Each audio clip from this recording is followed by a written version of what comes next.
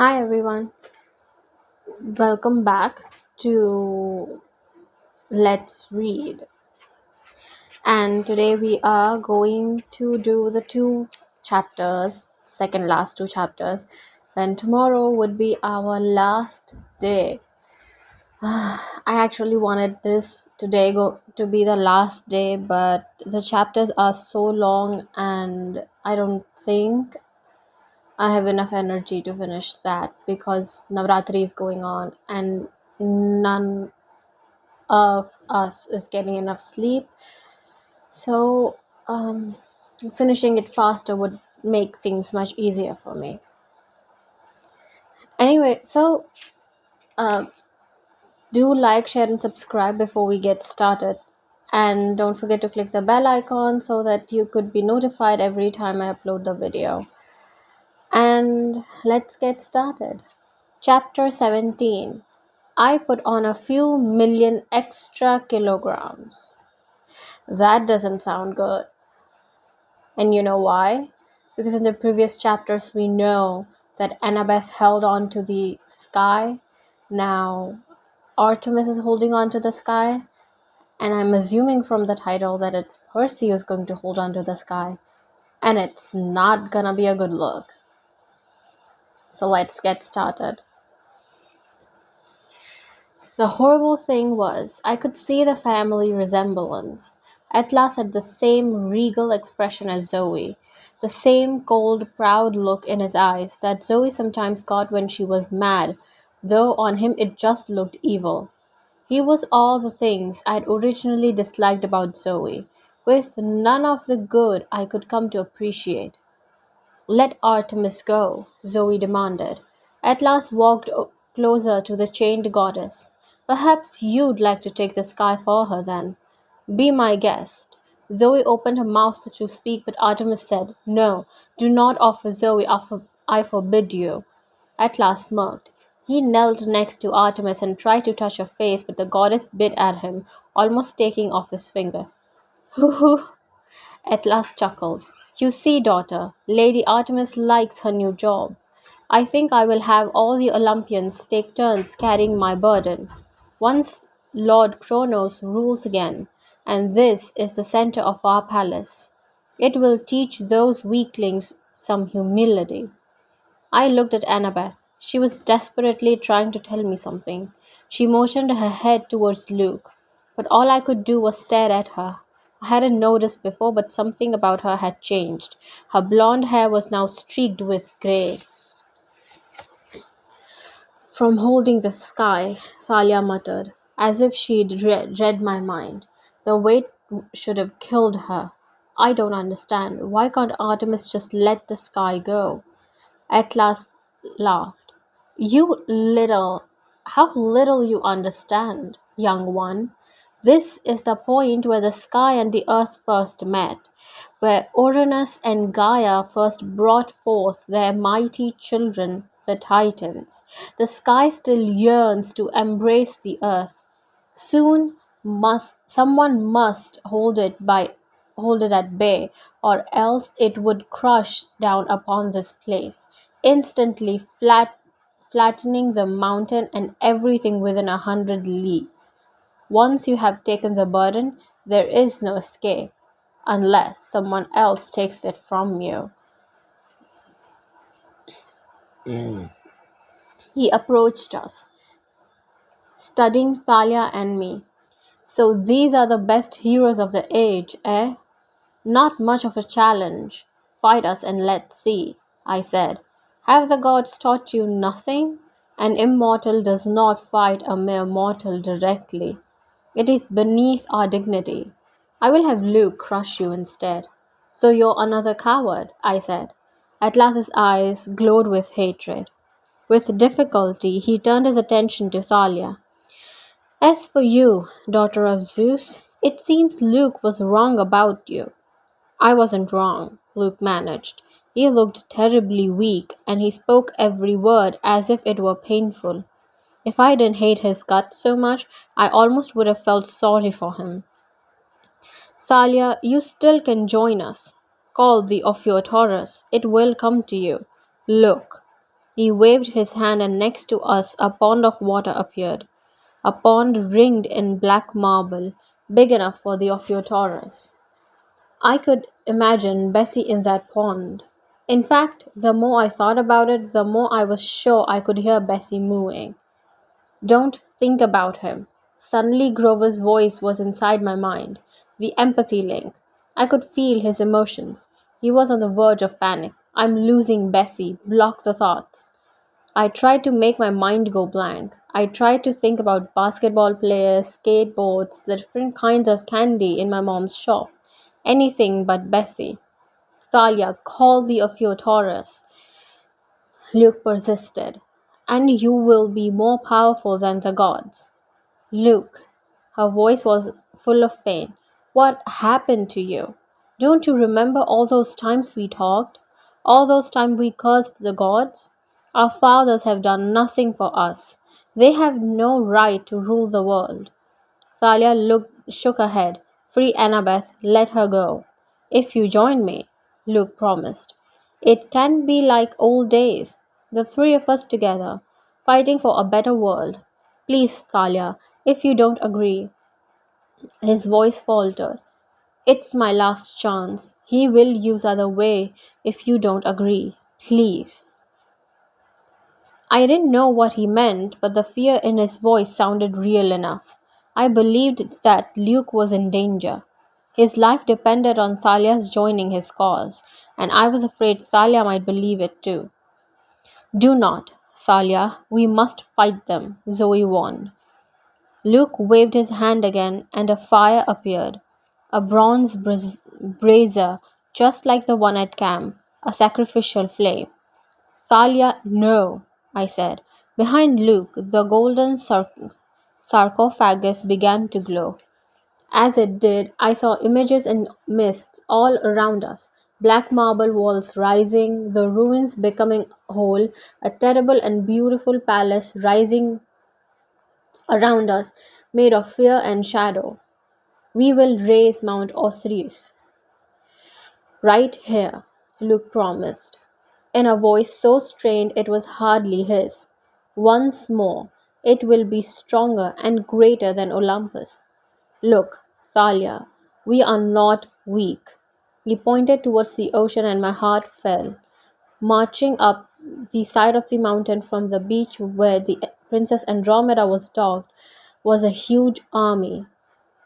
Dracane and Lestugonians, monsters and half-bloods, hellhounds, harpies, and other things I couldn't even name. The whole ship must have been emptied because there were hundreds, many more than I'd seen on board last summer,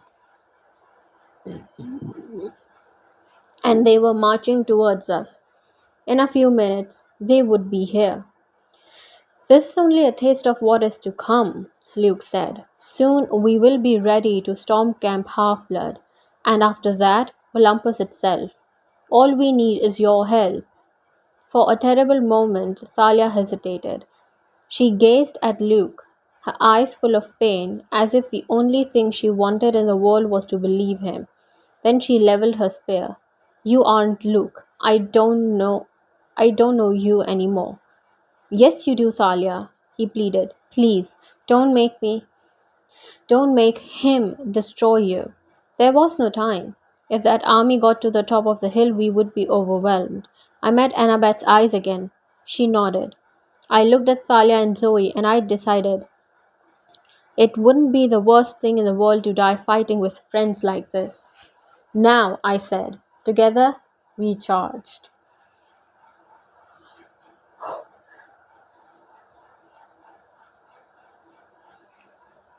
Thalia went straight for Luke. The power of her shield was so great that his dragon woman bodyguards fled in a panic, dropping the golden coffin and leaving him alone. But despite his sickly appearance, Luke was still quick with his sword. He snarled like a wild animal and counterattacked. When his sword backbiter met Thalia's shield, a ball of lightning erupted between them, frying the air with yellow tendrils of power. As for me, I did the stupidest thing of my life. which is saying a lot. I attacked the Titan Lord at last. He laughed as I approached. A huge javelin appeared in his hands. His silk suit melted into a full Greek battle armor. Go on then. Percy, beware, Zoe said. I knew what she was warning me about. Chiron had told me long ago, immortals are constrained by ancient rules, but a hero can go anywhere, challenge anyone as long as he has the nerve. Once I attacked, Atlas was free to retaliate directly with all his might. I swung my sword, and Atlas knocked me aside with the shaft of his javelin. I flew through the air and slammed into a black wall. It wasn't mist anymore. The palace was rising, brick by brick. It was becoming real. Fool! Atlas screamed gleefully, swatting aside one of Zoe's arrows. Did you think, simply because you could challenge that petty war god, that you could stand up to me? The mention of Ares sent a jolt through me. I shook off my daze and charged again. If I could get that pool of water, I could double my strength. The javelin's point slashed towards me like a scythe. I raised Riptide, planning to cut off his weapon at the shaft, but my arm felt like lead. My sword suddenly weighed a ton, and I remembered Ares' warning, spoken on the beach in Los Angeles so long ago.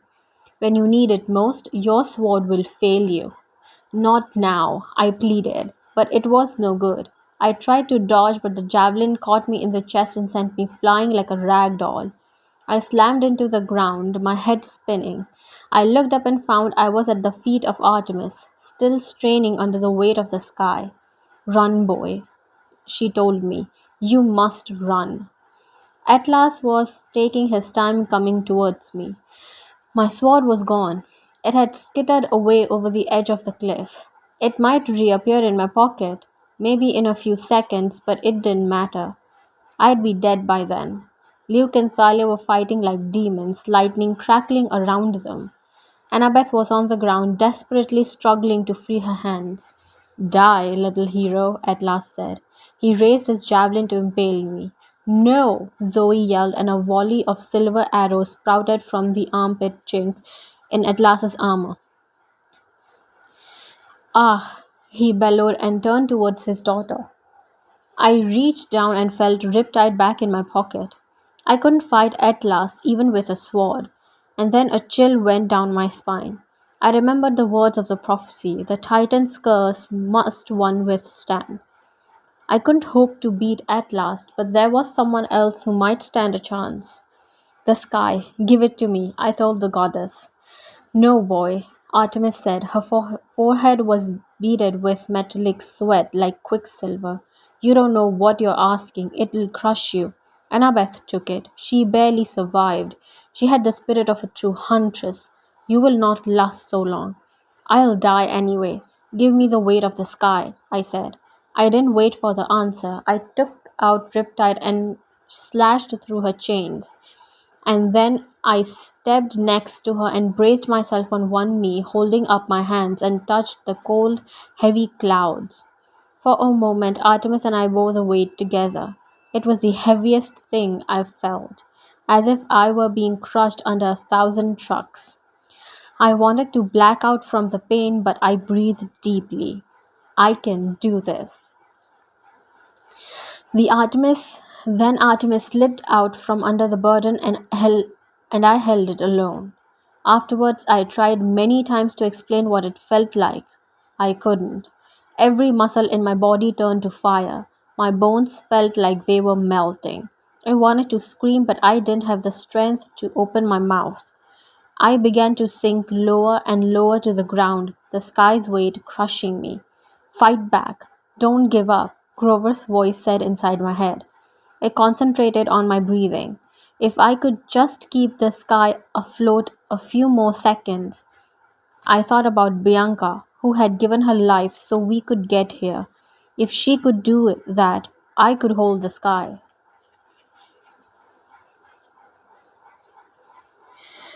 My vision turned fuzzy. Everything was tinged with red. I caught glimpses of the battle, but I wasn't sure if I was seeing clearly. There was Atlas in full battle armor, jabbing with his javelin, laughing insanely as he fought, and Artemis a blur of silver. She had two wicked hunting knives, each as long as her arms, and she slashed wildly at the Titan, dodging and leaping with unbelievable grace. She seemed to change form as she maneuvered. She was a tiger, a gazelle, a bear, a falcon. Or perhaps that was just my fevered brain. Zoe shot arrows at her father, aiming for chinks in his armor. He roared in pain every time one found its mark, but they affected him like a bee stings. He just got madder and kept fighting. Thalia and Luke went spear on sword, lightning still flashing around them. Thalia pressed Luke back with the aura of a shield. Even he was not immune to it. He retreated, wincing and growling in frustration. Yield, Thalia yelled. You never could beat me, Luke. He bared his teeth. We'll see, my old friend. Sweat poured down my face. My hands were slippery. My shoulders would have screamed with agony if they could. I felt like the vertebrae in my spine were being wielded together by a blowtorch. At last advanced, pressing Artemis. She was fast, but his strength was unstoppable. His javelin slammed into the earth where Artemis had been a split second before, and a fissure opened up in the rocks. He leaped over it and kept pursuing her. She was leading him back towards me. Get ready, she spoke in my mind. I was losing the ability to think through the pain. My response was something like, Ow! You fight well for a girl, but you are no match for me, At last laughed.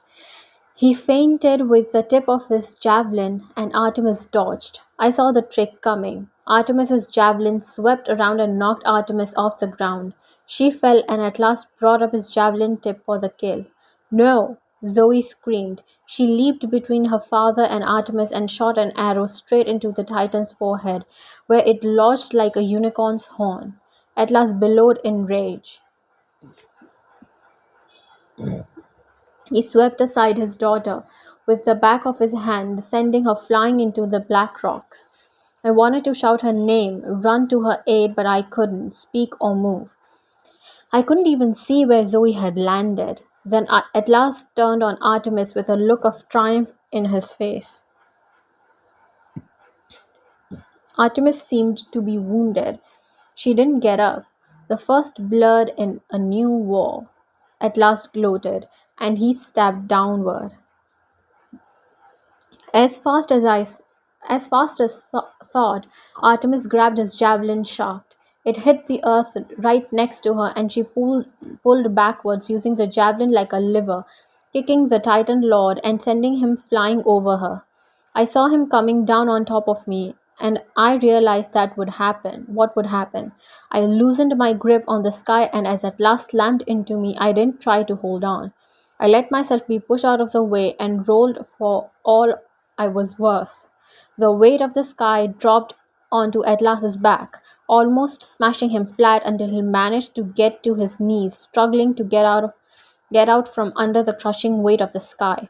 But it was too late. No, he bellowed so hard it shook the mountain. Not again! Atlas was strapped under his old burden. I tried to stand and fell back again, dazed from pain. My body felt like it was burning up. Thalia backed Luke to the edge of the cliff, but still they fought on. Next to the golden coffin, Thalia had tears in her eyes. Luke had a bloody slash across his chest. His face pale, glistened with sweat. He lunged at Thalia and she slammed him with her shield. Luke's sword spun out of his hands and clattered to the rocks. Thalia put her spear point to his throat. For a moment there was silence. Well? Luke asked. He tried to hide it, but I could hear the fear in his voice. Thalia trembled with fury. Behind her, Annabeth came scrambling, finally free from her bonds. Her face was bruised and streaked with dirt. Don't kill him. He's a traitor. A traitor! Thalia said. In my days, I realized that Artemis was no longer with me. She had run off towards the black rocks where Zoe had fallen. We'll bring Luke back, she pleaded. Annabeth pleaded. To Olympus. He he'll be useful. Is that what you want, Thalia? To go back to Olympus in triumph? To please your dad? Luke sneered. Thalia hesitated, and Luke made a desperate grab for her spear. No! Annabeth shouted, but it was too late. Without thinking, Thalia kicked Luke away. He lost his balance, terror in his face, and then he fell. Luke! Annabeth screamed. We rushed to the cliff's edge. Below us, the army from Princess Andromeda had stopped in amazement. They were staring at Luke's broken form on the rocks. Despite how much I hated him, I couldn't stand to see it. I wanted to believe he was still alive, but that was not possible. The fall was 15 meters at least. He wasn't moving. One of the giants looked up and growled, Kill them! Thalia was stiff with grief, tears streaming down her cheeks. I pulled her back as a wave of javelins sailed over our heads.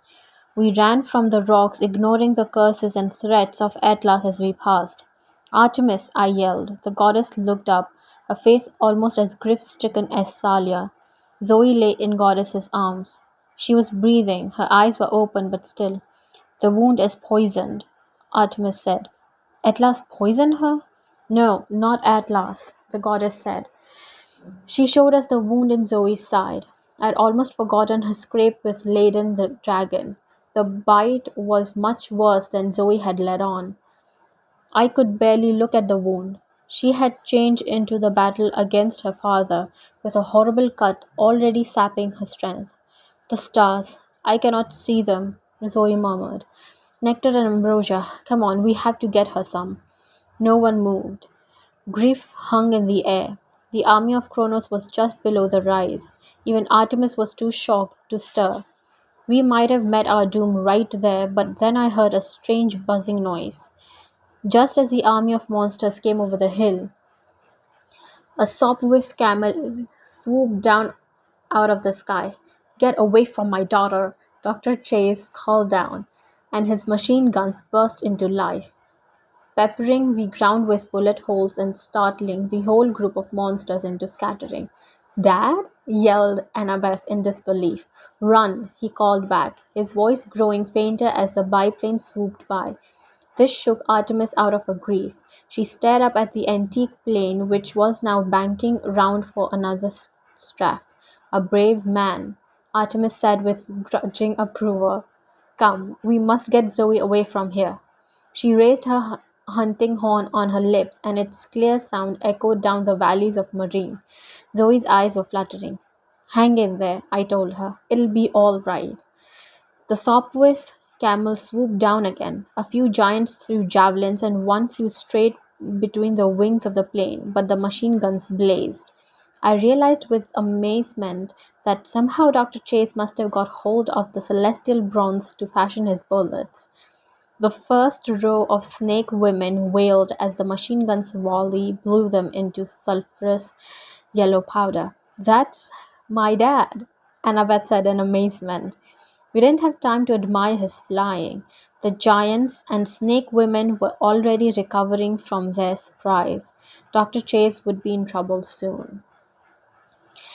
Just then, the moonlight brightened, and a silver chariot appeared from the sky, drawn by the most beautiful deer I had ever seen. It landed right next to us. Get in, Artemis said. Annabeth helped me get Thalia on board. Then I helped Artemis with Zoe. We wrapped Zoe in a blanket as Artemis pulled the reins and the chariot sped away from the mountain, straight into the air. Like like Santa Claus's sleigh, I murmured, still dazed with pain. Artemis took time to look back at me. Indeed, young half-blood, where do you think that legend comes from? Seeing us safely away, Dr. Chase turned his biplane and followed us like an honor guard. It must have been one of the strangest sights ever, even for the Bay Area. A silver flying chariot pulled by a deer, escorted by a Sopwith camel. Behind us, the army of Kronos roared in anger as they gathered on the summit of Mount Tamalpais. but the loudest sound was the voice of Atlas bellowing curses against the gods as he struggled under the weight of the sky.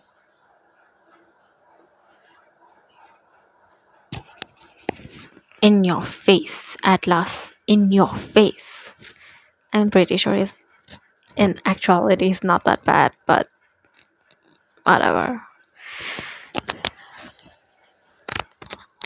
Chapter 18.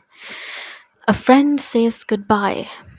Well, I predicted this. I mean, I've not read the book, but I predicted it. It was going to be Bianca and Zoe, the ones to die. So, but it still feels so bad, so bad. Chapter 18. A friend says goodbye. We landed at Chrissy Field after nightfall. As soon as Dr. Chase stepped out of his Sopwith camel, Annabeth ran to him and gave him a huge hug. Dad, you flew, you shot. Oh my gods. That was the most amazing thing I've ever seen. Her father blushed. Well, not bad for a middle aged mortal, I suppose. But the celestial bronze bullets, how did you get those? Ah, well, you did leave quite a few half blood weapons in your room in Virginia the last time you left. Annabeth looked down embarrassed. I noticed Dr. Chase was very careful not to say ran away. I decided to try melting some down to make bullet casings. Just a little experiment, he continued. He said it like it was no big deal, but he had a gleam in his eyes. I could understand all of a sudden why Athena, goddess of crafts and wisdom, had taken a liking to him. He was an excellent mad scientist at heart. Dad, Annabeth faltered. Annabeth, Percy, Thalia interrupted. Her voice was urgent. She and Artemis were kneeling at Zoe's side, binding the huntress's wounds. Annabeth and I ran over to help, but there wasn't much we could do. We had no ambrosia or nectar. No regular medicine could help. It was dark, but I could see that Zoe didn't look good. She was shivering, and faint glow that usually hung around her was fading. Can't you heal her with magic?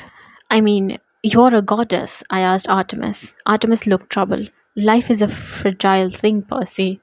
If the fates will the string to be cut, there is a little I can do, but I can try. She tried to set her hand on Zoe's side, but Zoe gripped her wrist. She looked into Goddess's eyes, and some kind of understanding passed between them. Have I served thee well? Zoe whispered.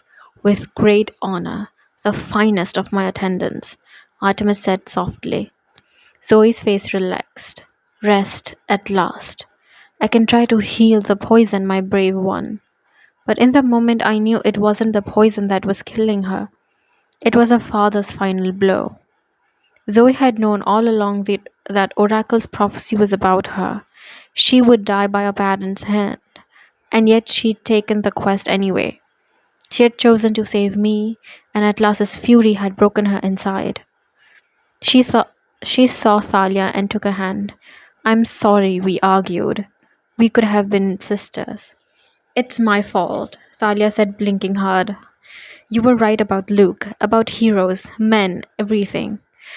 Perhaps not all men, Zoe murmured. She smiled weakly at me. Do you still have the sword, Percy? I couldn't speak, but I brought out Riptide and put the pen in her hand. She grasped it contentedly.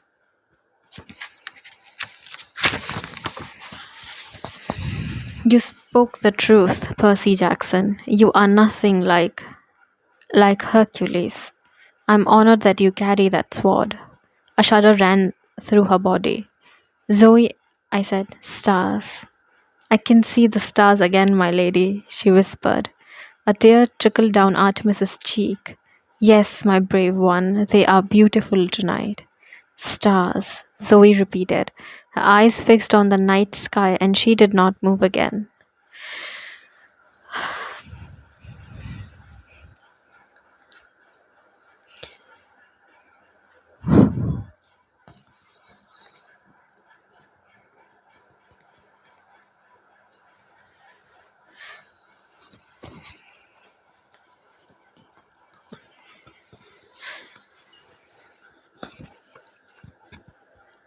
Thalia lowered her head.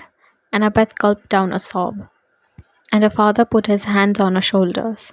I watched as Artemis cupped her hands above Zoe's mouth and spoke a few words in ancient Greek. A silvery wisp of smoke exhaled from Zoe's lips and was caught in the hand of the goddess. Zoe's body shimmered and disappeared. Artemis stood and said a kind blessing, breathed into her cup hand, and released the silver dust into the sky. It flew up, sparkling, and vanished. For a moment I didn't see anything different. Then Annabeth gasped. Looking up in the sky, I saw that the stars were brighter now. They made a pattern I had never noticed before, a gleaming constellation that looked a lot like a girl's figure, a girl with a bow running across the sky. Let the world honor you, my huntress, Artemis said. Live forever in the stars. It wasn't easy saying our goodbyes. The thunder and lightning were still boiling over Mount Tamalpais in the north. Artemis was so upset she flickered with silver light. This made me nervous because she suddenly lost control and appeared in her full divine form. We would disintegrate if we looked at her. I must go to Olympus immediately. I will not be able to take you, but I will send help, Artemis said. The goddess sent her hand on Annabeth's shoulder. You are brave beyond measure, my girl. You will do what is right. Then she looked quizzically at Thalia as if she weren't sure what to make of this young daughter of Zeus. Thalia seemed reluctant to look up, but something made her, and she held the goddess's eyes. I wasn't sure what passed between them, but Artemis' gaze softened with sympathy. Then she turned to me. You did well, for a man, she said. I wanted to protest, but then I realized it was the first time she hadn't called me a boy. She mounted her chariot, which began to glow. We averted our eyes. There was a flash of silver, and the goddess was gone. Well, she was impressive, though I must say I still prefer Athena. Dr. Chase sighed.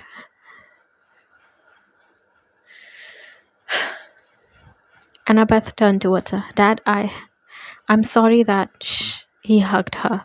Do what you must, my dear. I know this isn't easy for you. His voice was a little shaky, but he gave Annabeth a brave smile. Then I heard the whoosh of large wings.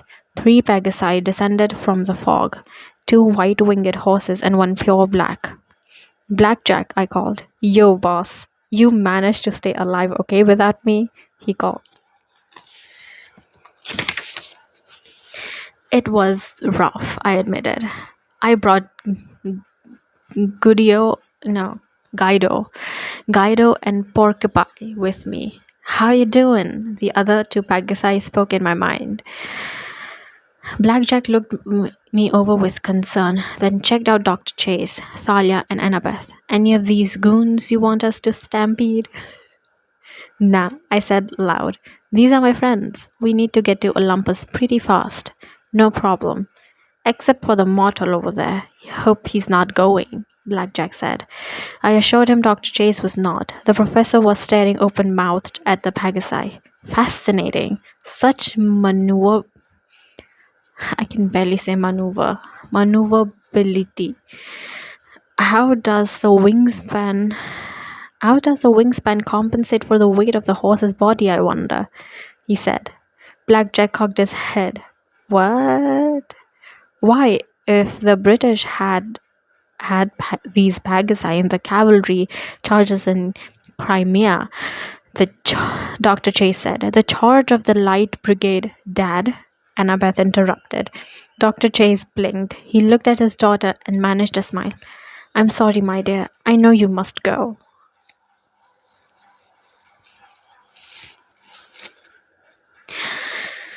He gave her one last awkward, well-meaning hug. As he turned to climb aboard the Pegasus Guido, Dr. Chase called, Annabeth, I know San Francisco is a dangerous place for you, but please remember you always have a home with us. We will keep you safe. Annabeth didn't answer, but her eyes were red as she turned away. Dr. Chase started to say more, then apparently thought better of it. He raised his hand in a sad farewell and trudged away across the dark field. Thalia and Annabeth and I mounted our Pegasi. Together we soared over the bay and flew towards the eastern hills. Soon San Francisco was only a glittering crescent behind us, with an occasional flicker of lightning in the north. Thalia was so exhausted she fell asleep on Pork Pie's back. I knew she had to be really tired to sleep in the air. Despite of her fear of heights, she didn't have much to worry about. Pegasus flew with ease, adjusting himself every once in a while, so Thalia stayed safely on his back. Annabeth and I flew along side by side. Your dad seems cool, I told her. It was too dark to see her expression. She looked back even though California was far behind us now. I guess so. We've been arguing for so many years, she said. Yeah, you said. You think I was lying about that? It sounded like a challenge, but a pretty half hearted one, like she was asking of herself. I didn't say you were lying, it's just, he seems okay. Your stepmom, too. Maybe they've got cooler since you last saw them. She hesitated. They are still in San Francisco, Percy. I can't live so far from camp. I didn't want to ask my next question. I was scared to know the answer, but I asked anyway. So, what are you going to do now? We flew over town, an island of lights in the middle of the dark. It whisked by so fast we might have been an airplane. I don't know, she admitted, but thank you for rescuing me. Hey, no big deal, we're friends. You didn't believe I was dead? Never, she hesitated. Neither is Luke, you know. I mean, he isn't dead. I stared at her. I didn't know if she was cracking under the stress or what. Annabeth, the fall was pretty bad. There's no way he isn't dead, she insisted. I know it. The same way you knew about me. The comparison didn't make me too happy. The towns were zipping by faster now, islands of lights thicker together until the whole landscape below was glittering carpet. Dawn was close. The eastern sky was turning gray, and up ahead, a huge white and yellow glow spread out before us, the lights of New York. How's that for speedy, boss? Blackjack bragged. We get extra hay for breakfast or what? You're the man, Blackjack. The horse, I mean, I told him. You don't believe me about Luke, Annabeth said. But we'll see him again. He's in trouble, Percy. He's under Kronos' spell. I didn't feel like arguing, though it made me mad. How could she still have feelings for that creep? How could she possibly make excuses for him? He deserved that fall. He deserved. Okay, I'll say it. He deserved to die. Unlike Bianca, unlike Zoe, Luke couldn't be alive. It wouldn't be fair. It never is fair, Percy. It never is. There it is, Thalia's voice. She'd woken up. She was pointing towards Manhattan, which was quickly zooming into view. It started. What started? I asked.